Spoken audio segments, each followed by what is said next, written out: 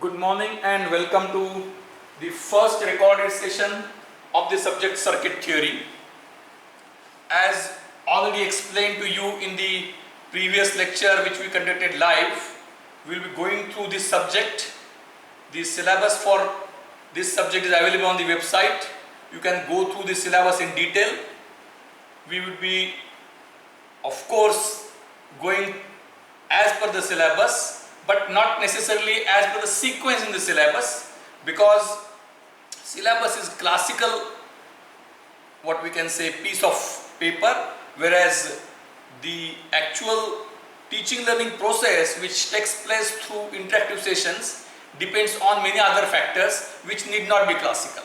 So the purpose of the lectures is that the student should get understanding of the contents.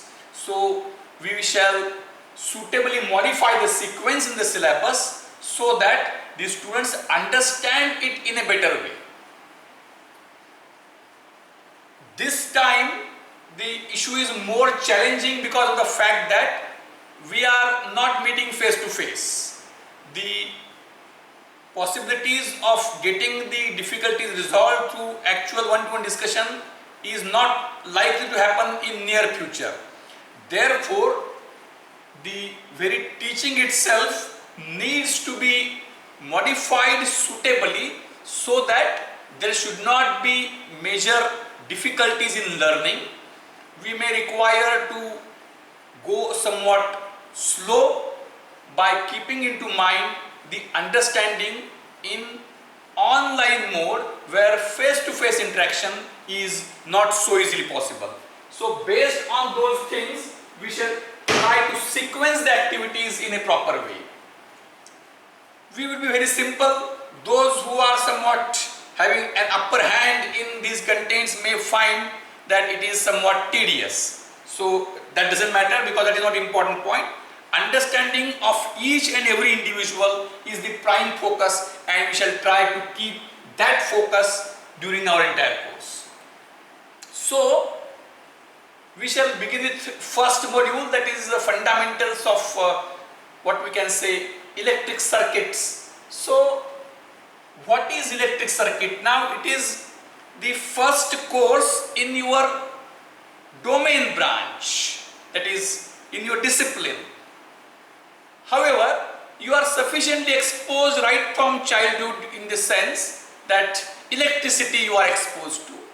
And as regards to academics is concerned, from high school days, you are very much exposed to all the contents which we would be talking about in this subject. That is electric current, voltage, electric charge, resistor, capacitor and inductor. So, to be very precise, we shall deal with the following 6 terms. I am very much precisely mentioning what terms we will be dealing with. As I already stated, since it is in non-face-to-face mode interaction, I will be very much slower. So what we deal with, that is called as keywords. If you go through some literature, then you may find that a term keyword is mentioned. What is a keyword? Which will be frequently used in the course of discussion. So first is electric charge. So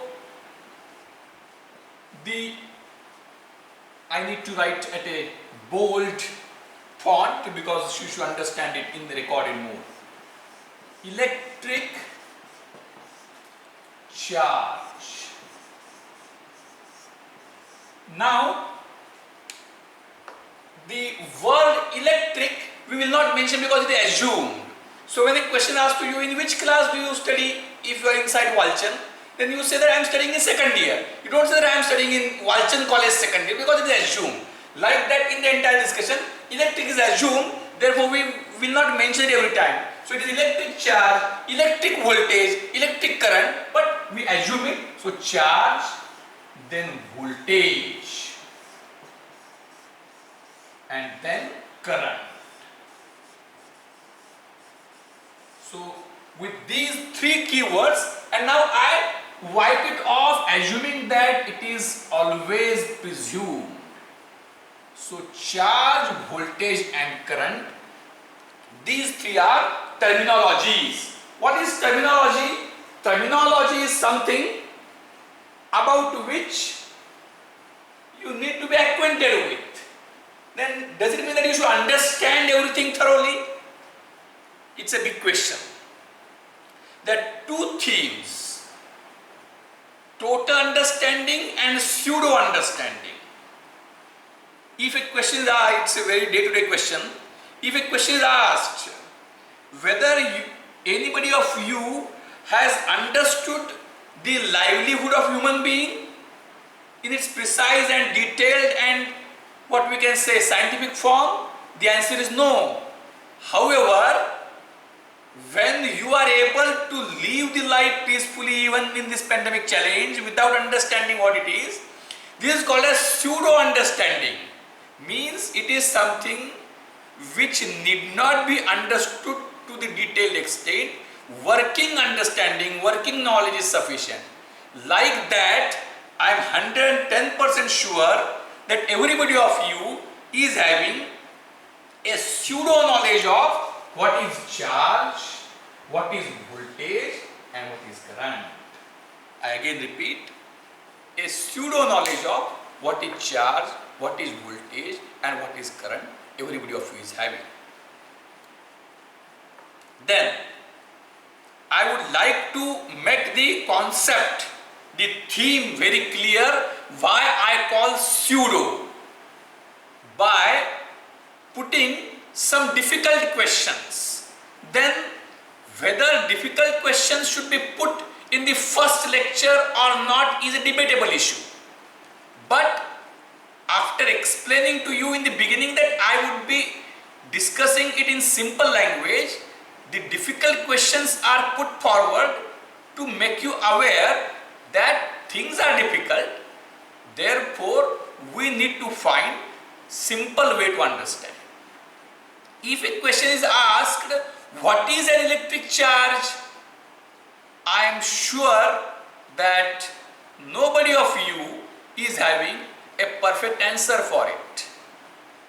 Then it is answered that no, yes, that electrons are there, they comprise charge.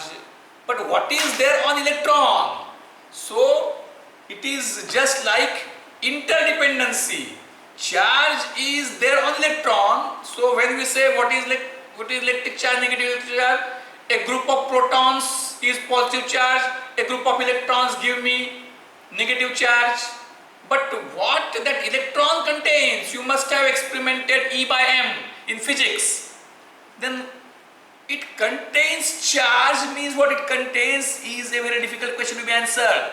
And then the further question, how many types of electric charges are there? Why it should be restricted to two, only positive and negative? Why there is, suppose somebody of you starts tomorrow saying that no, there are 5 types of electric charges, type A, type B, type C, type D, type E. Is it that because positive and negative are two signs, therefore there are two charges? No. So let it be clarified once and for all, is that electric charge is a notion, postulate. What we do, you might be aware that the law of gravity is not the effect of Newton's thinking. Newton's thinking is not the reason for law of gravitation. Remember that things happen in the world not because we are studying them in an online mode. Things happen in the world independently, and we are trying our level best to interpret those things by making some assumptions, putting forward some rules and laws, and then trying to match the observation with the conclusion based on assumptions and laws. So in that context, electric charge is a model. Remember, I am very specific. whether electric charge is a reality or not is not so easy question to answer. Electric charge is a model to explain the things happening in the world, and in that context then Coulomb's laws and all other laws are what we can say framed and based on some assumptions, based on some laws, some prediction is being done, and that prediction is matched with the observation. So this is so difficult. Then you may say, so why we are attending the lecture? So as to get the thing complicated? Not necessarily and not at all. So what I wanted to tell is that then one will ask, then should I assume everything in the all subjects? Again, that is one extreme. The world is made up of averagers. Remember, world is made up of averagers and not extremities on both ends. Neither it is expected that you should try to question everything, nor it is expected that you should try to assume everything. There has to be a reasonable balance of what is to be questioned and what is to be assumed. And what I am discussing right now is what you are following. You have been following this for years together. I am just codifying what you are doing. Means that you continue with the pseudo understanding of the terms which are electric charge, electric voltage, electric current. Then along with these three terms, there are three types of components which would be frequently referred in this subject. Those are, you also know all of them, resistor, then capacitor and inductor.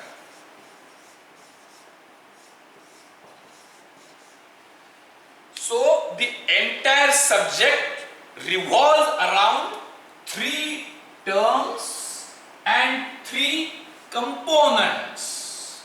The entire subject revolves around three terms and three components, that is charge, voltage and current, resistor, capacitor and inductor. So these are the 6 terms which would be referred frequently in the subject. Of these 6 terms, there is a very straightaway differential relation. We will go through all of them in very much detail. There is a differential relationship between charge and current, which you must be knowing, that current is rate of flow of charge, or I is equal to dq by dt. We will elaborate in detail.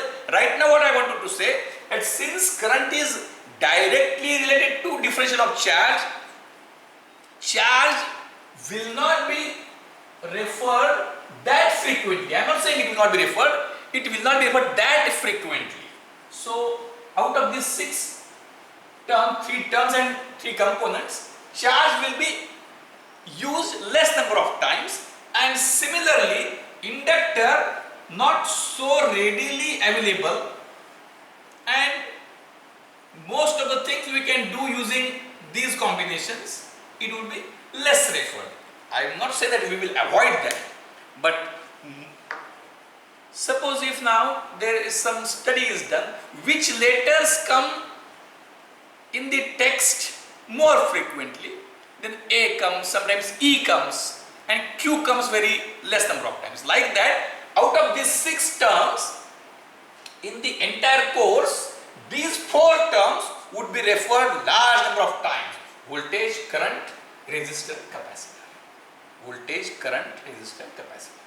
So I am sure that we will, when one can master the game, number one, that he must be very smart and active, and then he must understand rules of the game appropriately. So what we try to do is we try to understand the rules of the games first, and then I am very much sure that you are smart enough. All the students in Walchand College are smart enough. Therefore, what is role of the teachers? Role of the teachers is to well explain to them rules of the game. The rules of the game in this context here is the fundamentals in the subject, so that they can build the entire subject on their own. So with these things, we shall begin with the first module. In the first module, charge right now not necessarily required to be discussed in the first module. You are aware of pseudo understanding is all right. Then inductor did not be discussed at all. It would be very less discussed. And the first module, even capacitor also is not required to be discussed. Then there is a concept of voltage.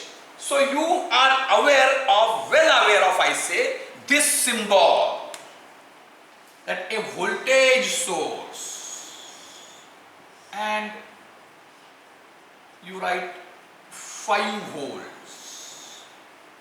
You are well aware of this symbol 5 volts. That is electric battery voltage source. Like that is current source, but current source also we will not be telling you at early stage. We will defer it to the maximum extent possible. You will understand the reason once I teach that to you. So we will be having a simple model of learning, especially in this current scenario of online mode, so that whatever I explain here should be very easy for you to grasp on your own without any additional reference. So from that point of view, we will be somewhat further slow, and also we will adopt a modified sequence of learning. So voltage source you are well aware of. Now I will explain to you various things. Kirchhoff's laws are there. To that we shall go, but first is Ohm's law. First is Ohm's law. Also, at suitable stage, I will explain some water level equivalent model, maybe after a few sessions. Everything I will try to explain it in simple words, so that your understanding remains most simple. So, what is a voltage source? Now, as I stated, that electric voltage is something which is not so clearly understood by you, because it is something which cannot be sensed with human organs. Say weight, you can feel weight. Length, you can feel length with your eyes. Temperature, you can feel temperature. Like that, electric voltage is one parameter which is not perceivable by human being directly with his or her sensory organs. Also, what is its exact? Then it is called as equal to pressure. If you have read some literature in mother tongue, that is Marathi language, तर विद्युत दाब असं आपण बऱ्याच ठिकाणी वाचलं असेल. विजेचा दाब, विद्युत दाब, electric potential, electric pressure. So it is something like equivalent to pressure. Also, you might have learned electromotive force. So it is force. Then if you decide to probe, there would be confusion. So force and pressure are not same, that is different. Then that's what I say, that it is not easy. I will tell you how it is not easy, and I will also tell you how to make it easy.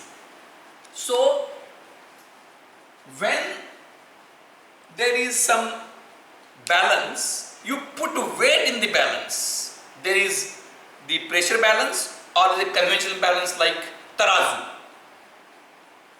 एका पाड्यात वजन आपण ठेवतो, दुसऱ्या पाड्यात काहीतरी वस्तू घालतो. आपण वजन ठेवतो म्हणजे काय करतो हे आपल्याला पूर्णतः कळलेलं असतं. म्हणजे जरी न्यूटनचा गुरुत्वाकर्षणाचा नियम, चंद्रावर वजन काय येईल, असे क्लिष्ट प्रश्न जरी समजत नसले तरी ज्याला फारसं पारंपरिक औपचारिक शिक्षण नाही त्याला सुद्धा आपण एका पाड्यात वजन ठेवतो म्हणजे काय करतो पक्क कळलेलं असतं. So applying weight is something which you have understood fully. But applying voltage म्हणजे आपण फक्त बटन चालू करतो याच्या पलीकडे फारसं कळत नाही. So what is a voltage source. Weight we know. एक स्टँडर्ड 1 किलो वजन मिळतं म्हणजे ते 1 किलो, त्याच्या पलीकडे मी खोलात जात नाही. म्हणजे पॅरिस मधल्या कुठल्या मटेरियलचं आहे असले एक शुल्लक प्रश्न विचारत बसत नाही. But like that what is a voltage source. A constant, it is also not a very easy term. A constant voltage source of 5 volts. A constant voltage source of 5 volts. What does it mean? It means that there is some arrangement. We have electrochemical cells, we have solar cells, we have electric generators and then rectifiers to give DC, we have thermocouples, we have quad generator, we have some kind of piezoelectric generators.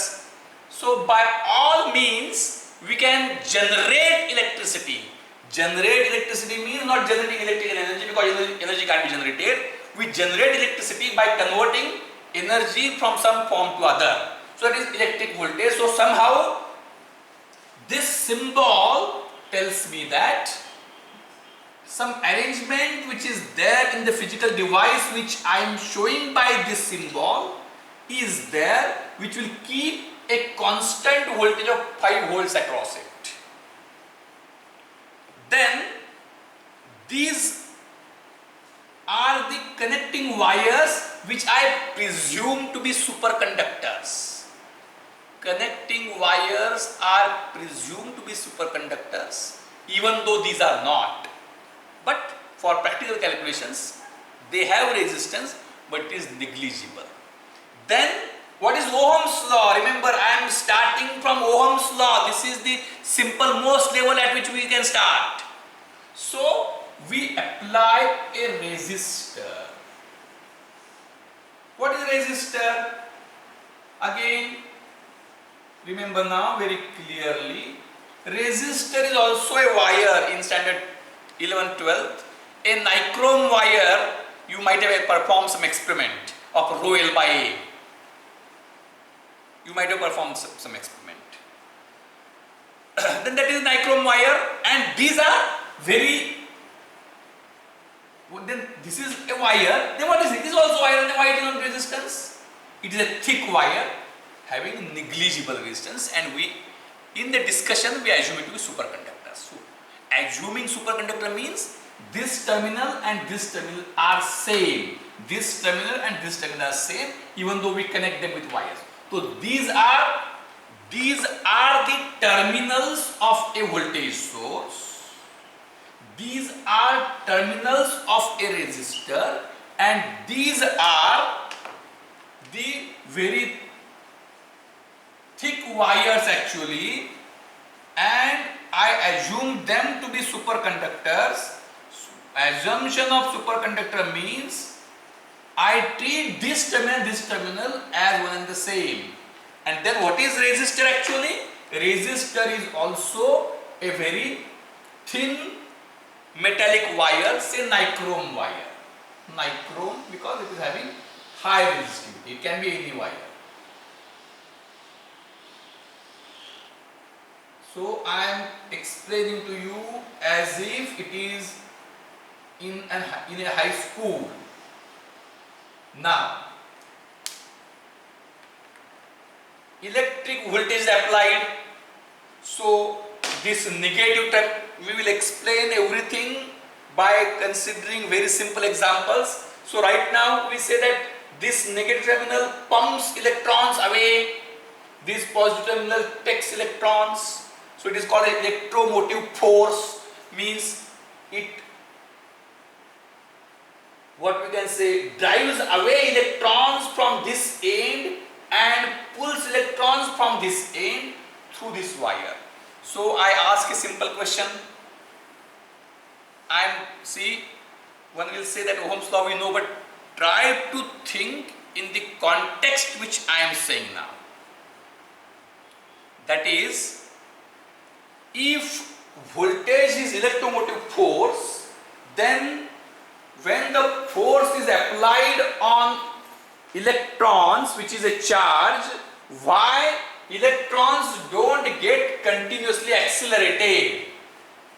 This is forcing away electrons. The question is, why electrons are not getting accelerated? So on this question, I take a pause. Pause is for making you think. Only thing is that since it is recorded session, I cannot check whether you understood or not, and whether you are able to answer it or not. But we take a pause just for some time, so that you will think on your own and may try to get the answer. The reason it is just, I will give an example. You are driving your two-wheeler, and in that two-wheeler, in your right hand, there is one control, name of which is accelerator. So when the accelerator, by its name, what will happen?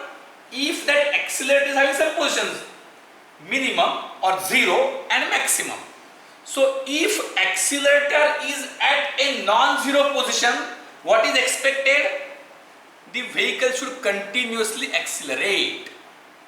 Remember, I am giving a very relevant example. If the accelerator in your right hand is at a non-zero position, then it is expected that your vehicle should continuously accelerate. Continuously accelerate means speed should, see, velocity and speed, I am not going into those details, or we can say velocity should continuously increase. Does it happen? No. For a non-zero position of the accelerator, you observe that for a non-zero fixed position of your accelerator, you observe that your vehicle runs at a constant velocity or speed. Why? The reason being, even though when you are accelerating, you are applying force. So even though you try to accelerate, because of the frictional force, and frictional force is again proportional to the force applied, then depending upon the road condition, you will find that for a given non-zero position of accelerator, you arrive at some constant speed, which may be less on a rough road and more on a plain road. So even though you apply force, you move at constant speed because of opposition. Similarly, when electrons are forced away, their travel is not so smooth like travel of a student in Walchand College from first year to final year. I hope you understand the, what we can say, twist in my sentence. The electrons find opposition in their travel at various points. They collide with the nuclei, and because of that, the speed is, which was supposed to increase, can't get increased, and because of the opposition and because of the force, a constant speed is arrived at, and that depends upon the property of this material, just like the road condition, which tell you For what accelerator position, what speed? Remember, for a non-zero accelerator position, there is a non-zero constant speed achieved. That is function of resistance of the road. Like that, for non-zero voltage applied, a non-zero current, constant current, electrons don't accelerate, they maintain constant speed, and that constant flow of charges is called as current. So for given voltage V volts, we get a constant current I, which is differential of charge flowing through a cross section. How many electrons should flow through any given cross section? That is a per unit time, that is current. So for given resistance, there is a linear relationship between voltage and current, and that is Ohm's law. That is, current which flows is equal to voltage applied upon the resistance V by R. Voltage applied upon the resistance. I hope this is very clear. So constant voltage source and resistance will come in the discussion of the first module a number of times. In the first module, voltage source and resistance will come a number of times. Now we will go through Kirchhoff's law, which is very simple, you must have gone through, but the only thing is that we can take few problems just to make you aware that solving by Kirchhoff's laws was not so easy. So there is a concept of Thevenin sequence circuit. Remember, when these things were invented few centuries back, that time the computational ease which we are having today with advanced computers was not there. So sometimes today you may feel that why to go for these theorems? I will put everything in the computer, just like now earlier students used to maintain, in our generation students used to maintain various books, various short notes, etc. so that they should be able to quickly refer something. Now we'll say what nonsense it is, we'll ask Google. Now you record type, but now you don't want to take that much effort, you just ask Google by speech. Tell me Google like that. So the Thevenin sequence circuit, the simplicity which it gives might not be perceived by you today, but you should think that era where when such computational things were not available, that time it was making the thing simple. Now with supercomputer today, you may not understand the significance of slide rule. I give you a homework. That slide rule is prior to calculator. After log tables were there, but slide rule is something which is between calculator and log table. So advanced than log table, less advanced than calculator. There were some machines also, but that were not known to common man. But engineering students in last century, 6-7 decades back, were used to have slide rule. So what task, actually it's not task, you are not going to construct slide rule. You are expected to find some animation by net searching for slide rule and try to understand how slide rule works. Like that, vernier caliper may be something which might have lost relevance because of automatic measurement. Vernier caliper and screw gauge, these were two things, and understanding of vernier caliper itself is not so easy.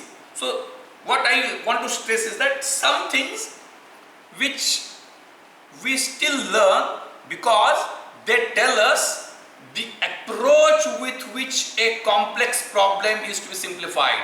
Even though it is everything is available in Google, that doesn't mean that you should stop learning.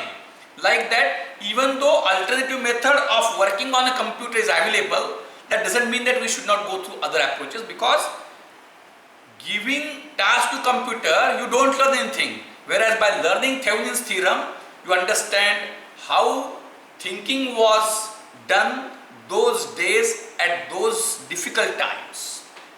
So that we shall go through. Prior to that, something is more needed on the concept of a voltage source. Concept of a voltage source.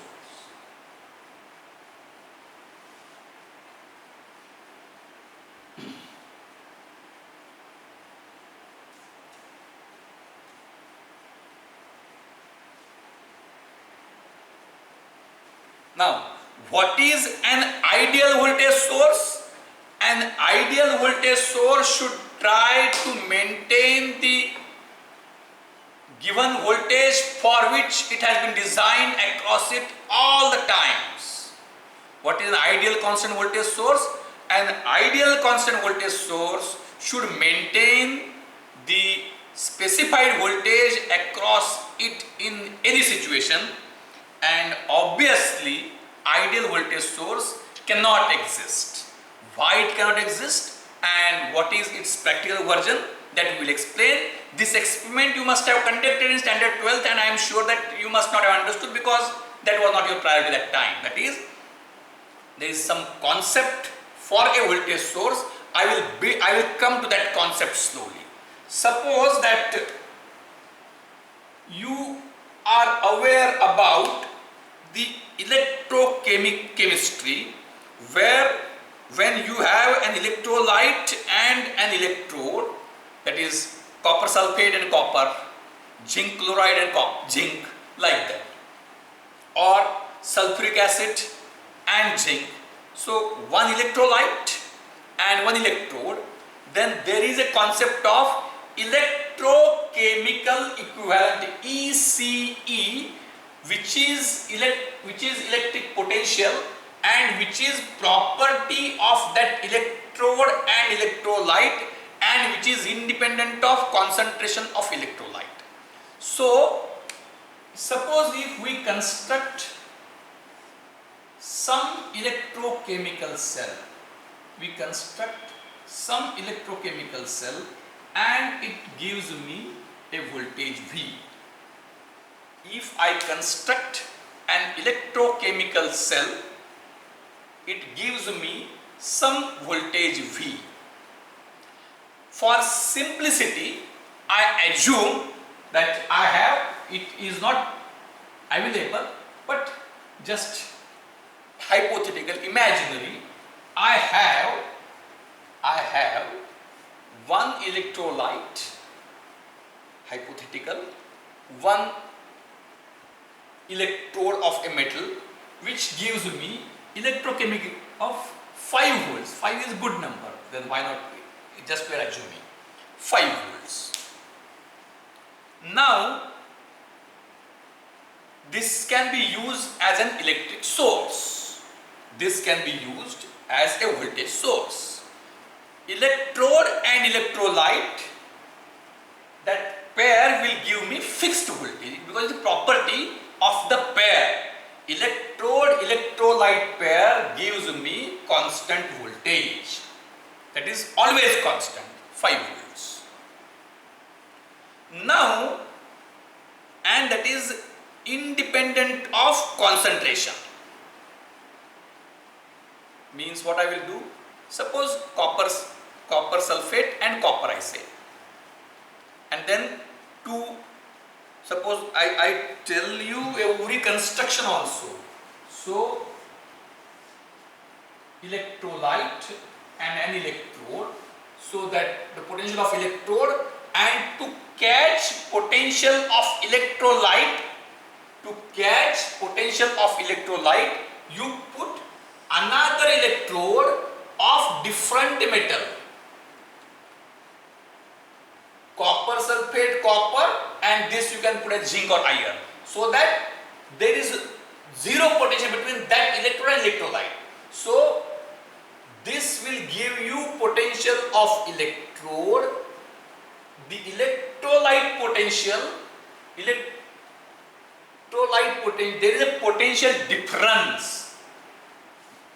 will go to ground, earth and many things, zero potential concept later on. Right now let us not complicate. So potential of electrode and potential of electrolyte. To catch potential of electrolyte, you insert another electrode which does not have difference than this. So this will give you potential of electrolyte.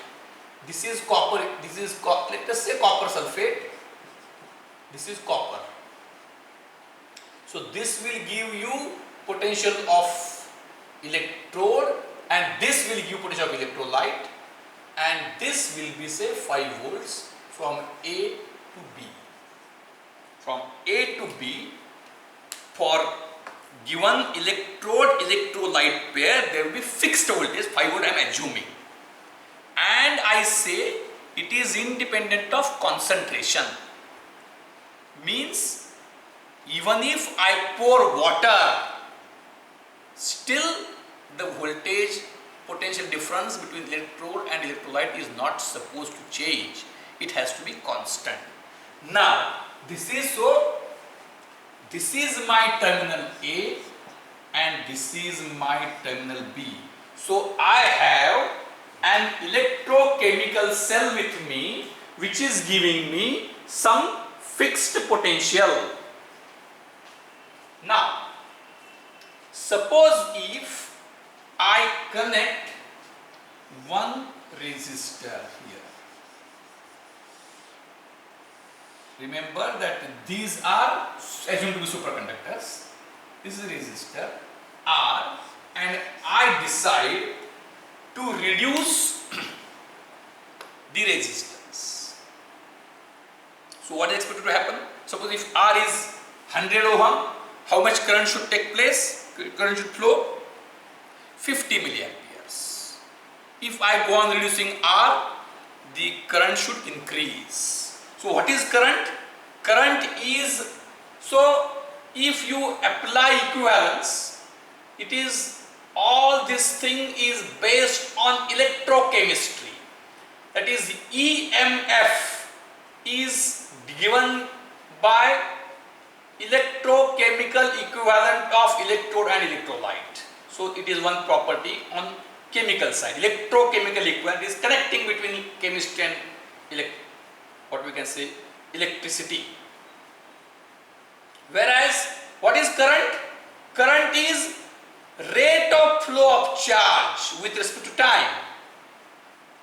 So that current must be proportional to something which is again rate of something on chemical side. I hope that few of you must have understood what I am hinting to. Now obviously if this R is reduced, then more and more electric current is expected to flow.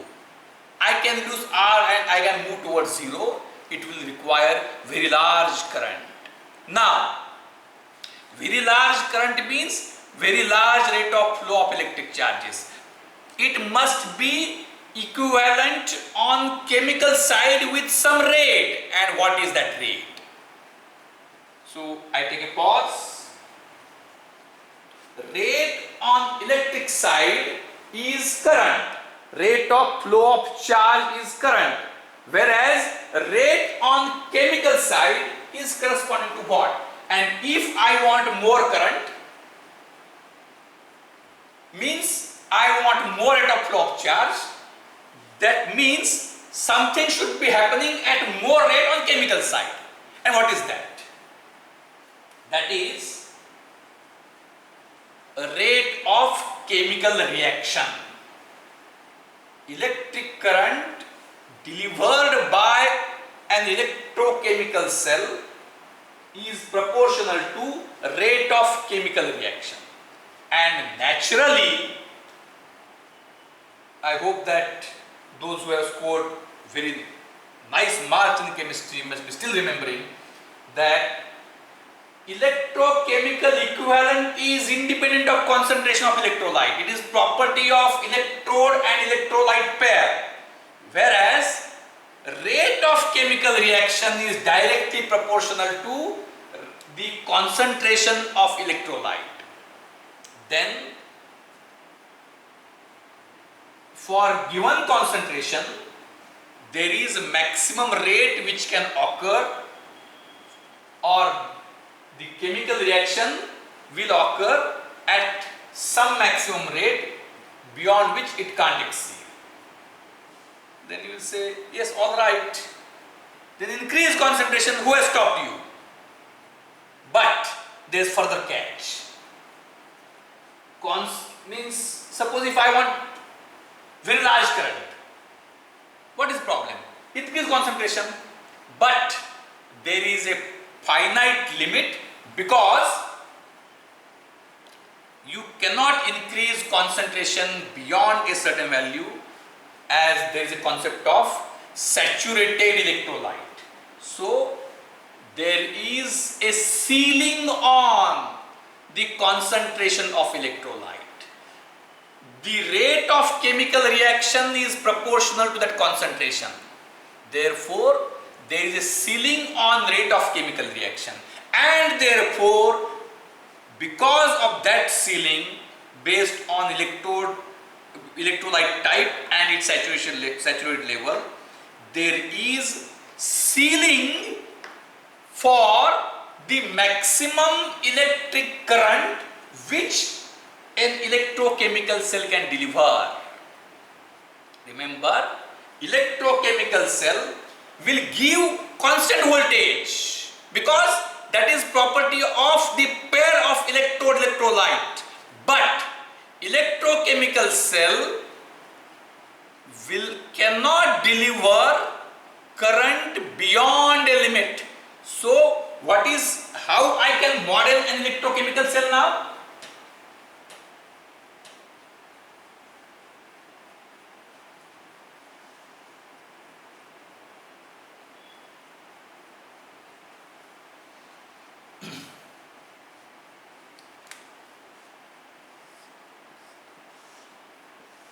Five volts, that's okay, but let us say maximum 10 amperes max. So a given cell is having two properties. Its voltage or EMF is 5 volts and maximum current is 10 amperes. What does it mean?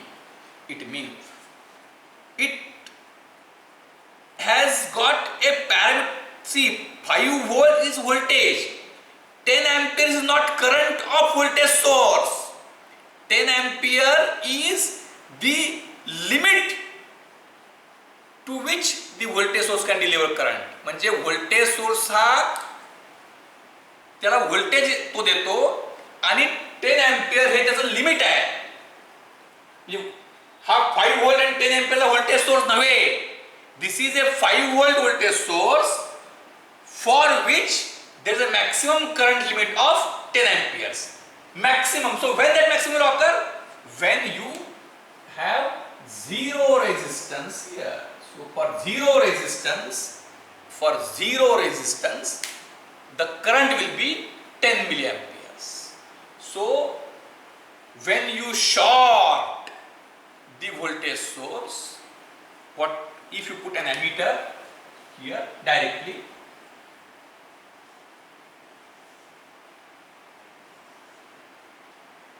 and you short this, this ammeter will read 10 amperes. And that time what voltmeter, and if you are having voltmeter here, what the voltmeter will read? 0 volts. So under short circuit condition, ammeter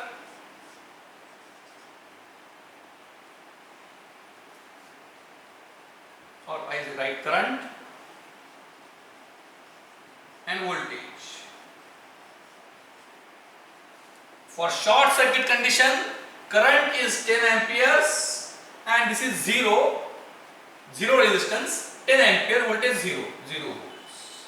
And for open circuit condition, So what you can have? You can have a switch here. When you make it open, no current flow and 5 volts. So naturally, if this is 5 volts and ideal source, then it should give infinite current. So it is not there. So what I have here is this ideal source plus something. I have this ideal source plus something which is unknown. So an ideal source plus something unknown provides me these readings. Remember, be very precise. An electrochemical cell is having its potential or EMF. Again, potential difference and EMF, there are many scientific terms, I don't want to go into them right now. So it is having some rated voltage which it is supposed to give, and at the same time there is maximum limit of current which it can deliver. So 5 volt is its nominal voltage and 10 ampere is its maximum current. So when you bring a battery from market, you get these two terminals.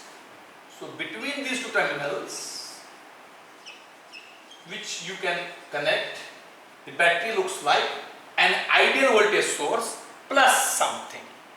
So an ideal voltage source plus something which gives me like this. Under short circuit condition 10 amperes, voltage 0. Under open circuit condition 0 current, 5 volts. So what that unknown is which gives me element like this. At short circuit, so this is 5 volts and 10 amperes current is flowing. An ideal voltage source, this is superconductor short, this is short, this switch is closed, this switch is closed. So short, zero resistance, short, zero resistance. So for zero resistance from this to this, from this to this to this to this zero resistance, something here, from here gives me 10 amperes. जे 5 volt सगळं short आणि मध्ये एक unit आणि 10 amperes current. जे 5 volt ला 10 ampere current मला कधी मिळतो? Obvious Ohm's law 0.5 ohm resistance असेल तर. So this is equivalent to, so the unknown thing is modeled as internal resistance which you can't separate. So this is an internal resistance by small r which is 0.5 ohm in given case.